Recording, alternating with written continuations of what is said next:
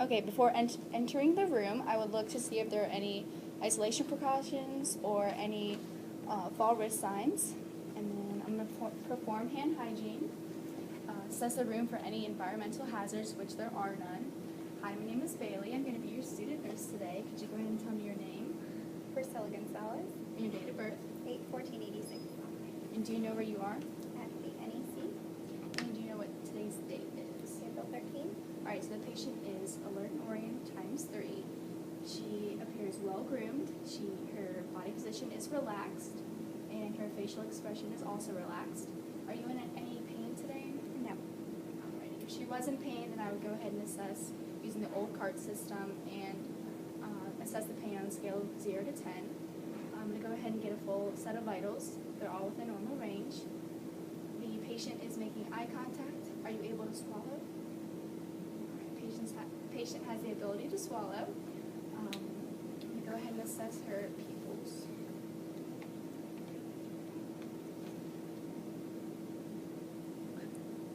So eyes are reactive to light bilaterally. The eyes are perla, and the pupil size is 3 millimeters.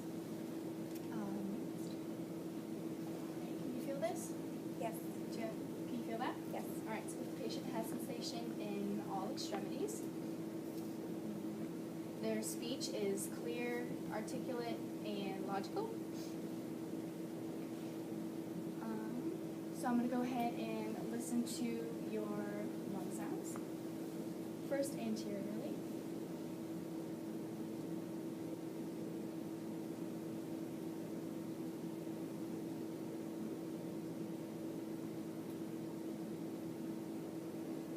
Alright, can you sit up for me?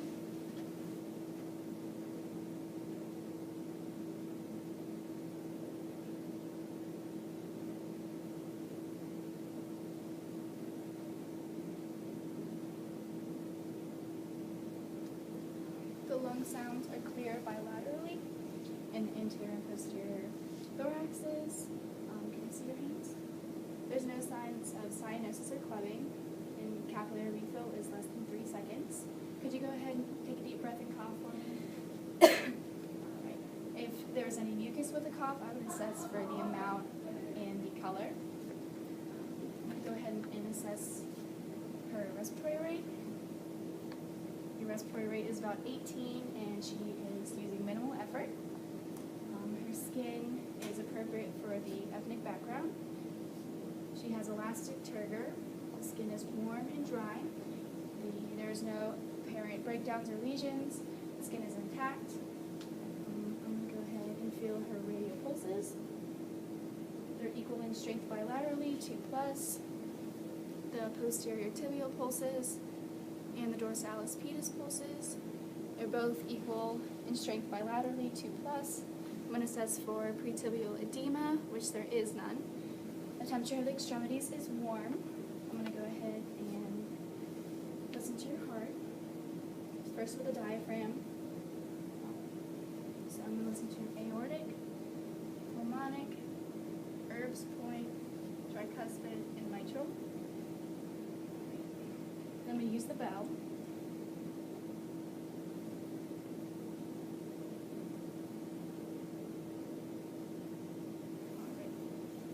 And then I'm going to go ahead and listen to your apical pulse for 1 minute. And S1 and S2 are heard with a regular rate and rhythm. I'm going to go ahead and listen to your apical pulse and your radial pulse simultaneously. They're both equal in strength. So I don't see any obvious deformities. There's no impaired use of the arms or legs, so she has full range of motion. Could you go ahead and push up on my hands? Push down. Can you hold my hands? And then push. So she has good strength bilaterally in the arms and the legs. I don't see the face, the head, the neck, the thorax, and the extremities are all symmetrical. Are you eating everything in your diet okay? Yes. All right. Patient just seems well nourished. I'm going to go ahead and listen to your bowel process for vowel sounds.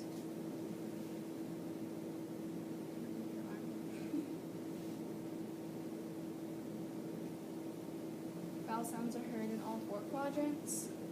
The contour of the abdomen is flat. Are you able to pass gas? Yes. And when was your last vowel? This morning. And everything was normal? Yes. Are you able to go to the bathroom? Are you able to pee normally? Yep. And could you tell me what the color and what the clarity is? Yellow and clear. If she had a Foley, I would go ahead and assess for kinks in the tubing. I would make sure that the location of reservoir had no edema or swelling, or edema or redness. I would check the Foley bag and make sure, I would assess the color and quantity and clarity. If the patient was on bed rest, I would make sure to turn them every 2 hours. I would assist them with their activity and evaluate how well they're able to perform the activity. I would help them with any ambulatory devices and help assist them to the chair. If the patient had an IV, I would go ahead and check the insertion site and make sure that there was no edema or redness. I would follow the tubing back up to the pump and make sure there's no kinks. I would make sure that it's the right fluid and rate. If she was on the oxygen, I would make sure there's also no kinks in the tubing and make sure it's the right rate.